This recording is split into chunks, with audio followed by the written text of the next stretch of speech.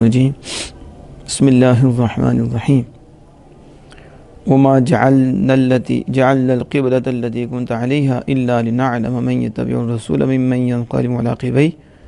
ہم نے اس قبلہ کو جس پر آپ پہلے تھے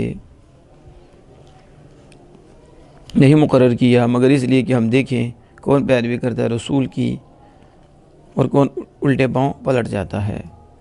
یہاں شاعر نے کہا کہ جس پر پہلے تھے وہ قبلہ کون سا ہے، کہا وہ کعبہ ہے، جبکہ حافظ ابن حجر میں نے بتایا تھا اسکنانی انہوں نے کہا کہ اس سے بیت المقدس مراد ہے۔ کیا؟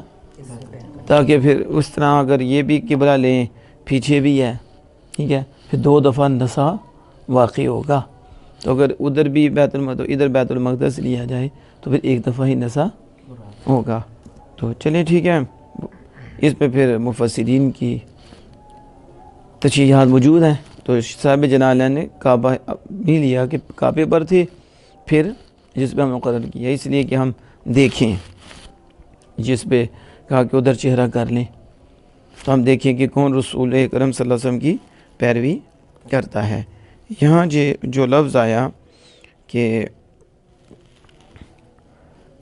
کون الٹے پاؤں پلٹتا ہے، تو یہ جو الٹے پاؤں پلٹنا ہے حقیقت میں متصور ہی نہیں ہوتا۔ حقیقت میں کہ انسان کا اپنی ایڑیوں کے بال پلٹنا، کیسے پلٹے گا؟ آپ پلٹیں، آپ ذرا ایڑیاں لگائیں یوں اور پیچھے پلٹیں تو پیچھے گھیں جائیں گے، پیچھے چلے جائیں گے نا، پلٹیں گے کیسے؟ تو اب ایسے تو نہیں کہ بندہ ہر جگہ حقیقت ہی لے لے۔ تو پتہ چل رہا ہے کہ انسان کا اپنی ایڑیوں کے بل پلٹنا یہ تو متصور ہی نہیں ہے، اس کا تو خیال ہی نہیں کیا جاتا، مگر اس سے مراد انکار ہے۔ اس سے مراد کہ کون میرے محبوب کی اتباع کرتا ہے تو کون اتباع سے انکار کرتا ہے، کون؟ یہ ہم دیکھیں، یہ ہم تو پھر رب نے جو دیکھا تو پھر صحابہ نے بھی دیکھا کہ کون حضور کے پیچھے پڑے تو کون حضور کے پیچھے چلے۔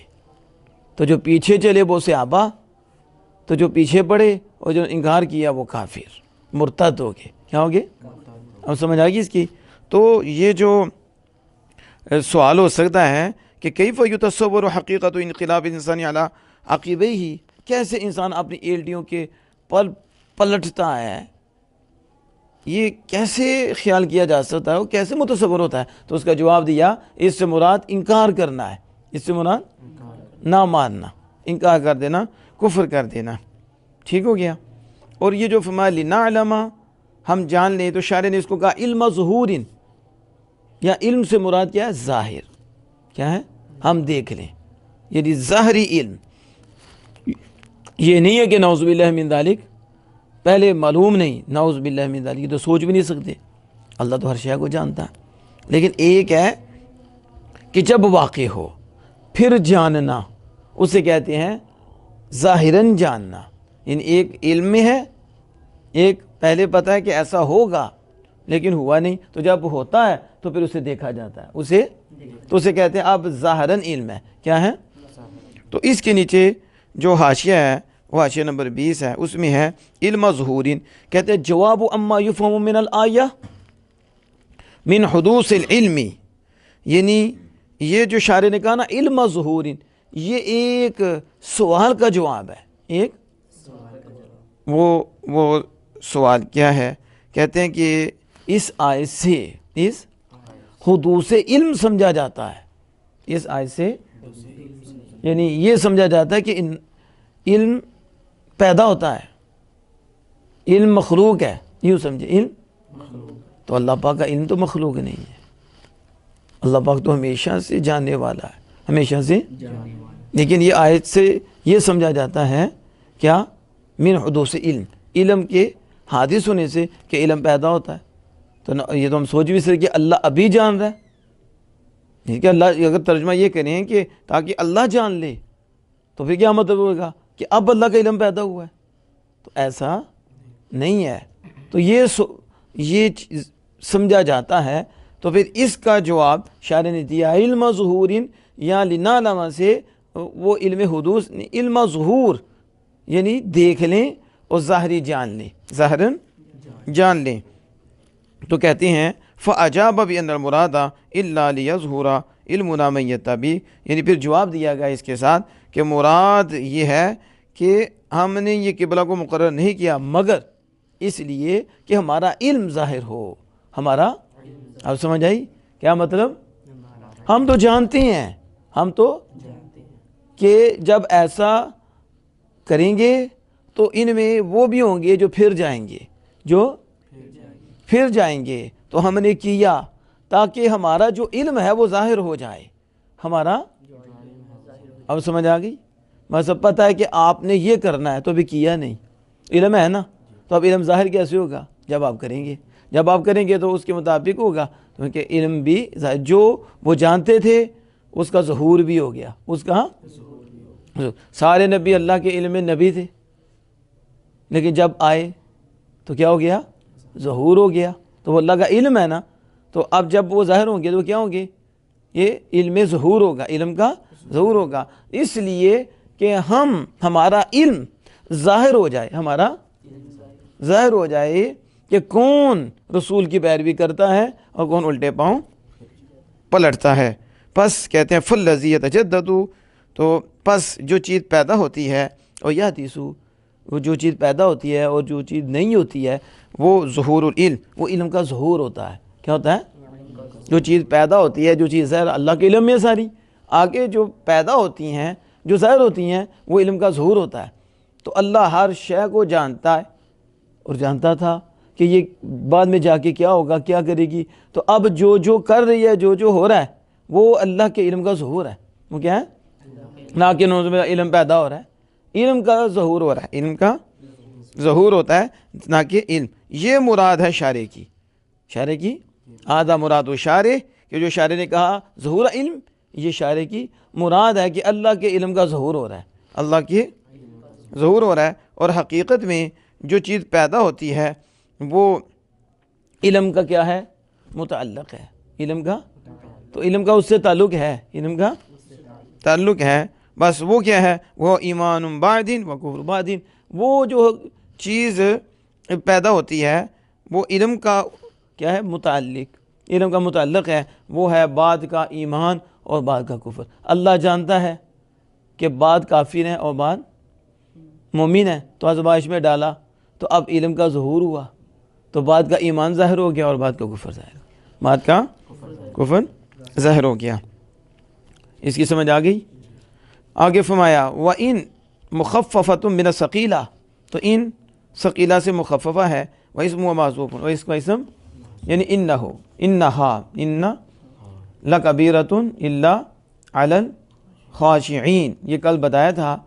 تو اللہ پاک تمہارے ایمانوں کو ضائع نہیں کرتا، اللہ کی شان نہیں ہے کہ ضائع کرے، یعنی بیت المقدس کی تو نماز پڑھنے کو ضائع کرے. اس میں حاشیہ نمبر 1 اور حاشیہ نمبر 2 یہ بھی دیکھ لیں.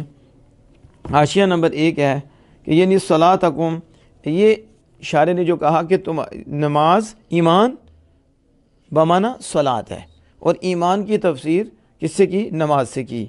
کیوں کہتے ہیں؟ یہ اس وہم کو دور کرنے کی طرف اشارہ ہے. اس وہم کو دور کرنے کی طرف جو ہوتا ہے کہ ایمان کی تفسیر نماز سے کیوں کی، اور پھر حقیقت سے اسے کیوں پھیرا. حقیقت میں ایمان کا مفہوم نماز تو نہیں ہے، اور ایمان سے مراد نماز تو نہیں ہے، تو پھر کیوں اس کی تفسیر نماز سے کی، اور پھر ایمان کو حقیقت سے مجاز کی طرف کیوں پھیرا. یہ ایک وہم پیدا ہوتا ہے، اور اس وہم کو دور کرنے کے لیے شارع نے کہا کہ ایمان یعنی صلات، تمہاری نماز کو اللہ ضائع نہیں کرتا. وہ تفصیل، اور اس کی تفصیل کیا ہے کہ حی بن اخطب اور اس کے اصحاب، یہودیوں میں سے اس کے اصحاب، قالوا للمسلمین اخبرونا عن صلاتکم الى بیت المقدس ان كانت على هدى فقد تحولتم عنه وان كانت على ضالة فقد اضلكم الله بها مدة ومن مات عليها فقد مات على ضلالة. فقال المسلمون ان الهدى فيما أمر الله به والضلالة فيما نهى الله عنه. قالوا فما شهادتكم على هذا فاستبصروا عن رسول الله صلى الله عليه وسلم وقالوا يا رسول الله قد صرفك الله إلى ملة إبراهيم فكيف بإخواننا الذين ماتوا وهم يصلون إلى بيت المقدس. فأنزل الله تعالى وما كان الله ليضيع إيمانكم يعني صلاتكم إلى بيت المقدس إلى كما في المعالم وفي المدارك. سميت الصلاة إيمانا لأن وجوبها على أهل الإيمان وقبولها من أهل الإيمان وأداؤها بالجماعة دلیل الایمان. تو اس کی تفصیل آ گیا کہ یعنی اس وہم کو دور کرنے کے لیے تو کہا کہ ایمان کی تفسیر نماز سے کی. تفسیر کیا ہے کہ حی بن اخطب اور اس کے صاحب یہودیوں نے مسلمانوں کو کہا اخبرونا تم ہمیں بتاؤ کہ تمہارا بیت المقدس کی طرف چہرہ کر کے نماز ادا کرنا اگر وہ ہدایت پر تھا. کیا تھا؟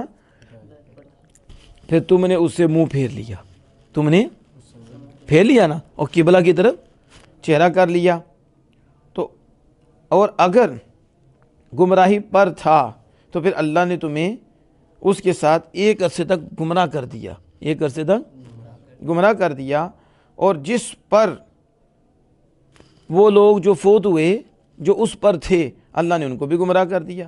فقد مات علی ضلالۃ تو وہ بھی گمراہی پہ مرے. یعنی وہ کہتا ہے کہ اگر تم اس بیت المقدس چہرہ کر کے نماز پڑھ رہے تھے تو وہ ہدایت پر تھا تو پھر تم نے ہدایت سے منہ پھیر لیا. اور اگر وہ گمراہی پر تھا تو اللہ نے تمہیں نعوذ باللہ من ذالک ایک وقت تک گمراہ رکھا. اور انہیں بھی جو اس پر ہی فوت ہو گئے جو نماز پڑھتے اس کی طرف چہرہ کر کے فوت ہو گئے انہیں بھی گمراہی پر رکھا. جب نعوذ باللہ من ذالک یہ بات کی تو مسلمانوں نے کہا بلا شبہ ہدایت اس میں ہے جس کا اللہ نے حکم دیا. کس میں ہدایت؟ جس کا اللہ نے. اور گمراہی بلا شبہ اسی میں ہے جس سے اللہ نے روکا. جس سے اللہ نے روکا اسے اختیار کرے تو گمراہی ہے اور جس کا اللہ نے حکم دیا اس کو فالو کریں تو وہ ہدایت ہے. یہ سمت کی طرف ہم جو قبلہ کی طرف بیت المقدس سے چہرہ کر کے نماز پڑھ جائے تو خود نہیں کر رہے تھے اللہ کے حکم پہ تھے. تو ہدایت اللہ کے حکم کو فالو کرنے میں ہے اور گمراہی اللہ کے حکم کو فالو نہ کرنے پہ ہے اور جس سے اللہ نے روکا اس کو کرنے پہ ہے. تو ہم نے تو بیت المقدس کی طرف چہرہ کیا تو اللہ کے حکم پہ کیا تو یہ ہدایت ہے. اور اب جب کہ اللہ کے حکم پہ بیت اللہ کی طرف چہرہ کر دیا تو یہ بھی ہدایت ہے کیونکہ اللہ کے حکم کو فالو کیا ہے. جب یہ بات کی تو وہ بولا یہ اور اس کے ساتھی یہودی وہ بولے کہ تمہارے پاس اس کی گواہی کیا ہے؟ گواہی کیا ہے؟ تو پھر فاستفسروا عن رسول اللہ تو انہوں نے رسول اکرم صلی اللہ علیہ وسلم سے استفسار کیا پوچھا. انہوں نے کہا یا رسول اللہ صلی اللہ علیہ وسلم تحقیق اللہ نے آپ کو ملت ابراہیم کی طرف پھیر دیا اور پھر ہمارے بھائی کیسے ہوں گے جو بیت المقدس کی طرف چہرہ کر کے نماز ادا کرتے ہوئے فوت ہو گئے تو پھر ان کا حال کیا ہوگا؟ ان کے متعلق آپ کیا فرماتے ہیں؟ تو یہ آیت کریمہ نازل ہوئی وما کان اللہ لیضیع ایمانکم یعنی صلاتکم الی البیت المقدس. یہ ہے ایمان کی تفسیر نماز سے. اصل میں اس کا ریزن یہ ہے اور اس کا سبب یہ ہے. پھر اللہ نے آیت کریمہ نازل فرمائی کہ جنہوں نے بیت المقدس کی طرف چہرہ کر کے نماز ادا کی اور وہ فوت ہو گئے وہ بھی تو ہمارے حکم پہ کر کے نماز ادا کر رہے تھے. تو اللہ کی شان نہیں ہے کہ اللہ ان کا ایمان ضائع کرے یعنی ان کی نماز ضائع کرے. جنہوں نے ادھر توجہ کر کے نماز ادا کی تھی ہمارے حکم کو فالو کر کے فوت ہو گئے ہیں اللہ انہیں بھی ثواب عطا فرمائے گا.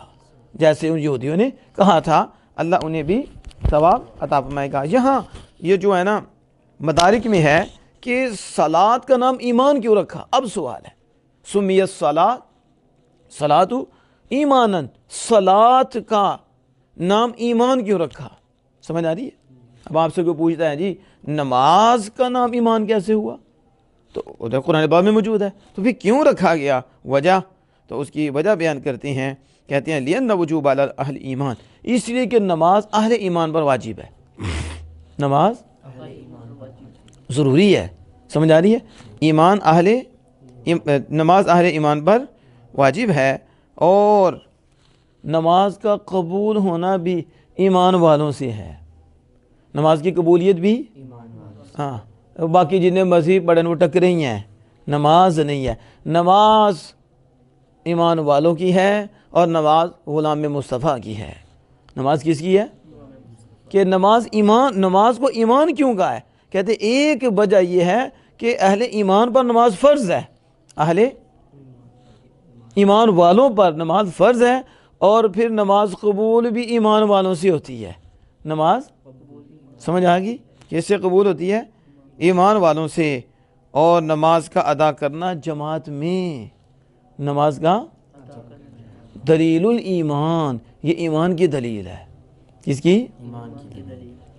کہ مومنین میں جماعت میں نماز کا ادا کرنا کس کی دلیل ہے؟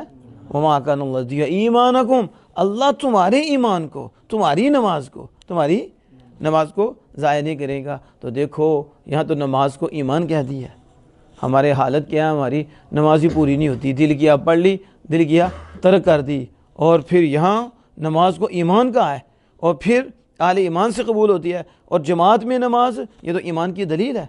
تو مومن تو نماز ادا کرتے ہیں، مومن اللہ کی رضا کے لیے کرتے ہیں، اور یہ فرض ہے، اور یہ جو نہیں ادا کرتے ان پہ قرض ہے، لازمی اور ضروری ہے۔ اللہ جل وعلا ہمیں اس پہ عمل کی توفیق عطا فرمائے۔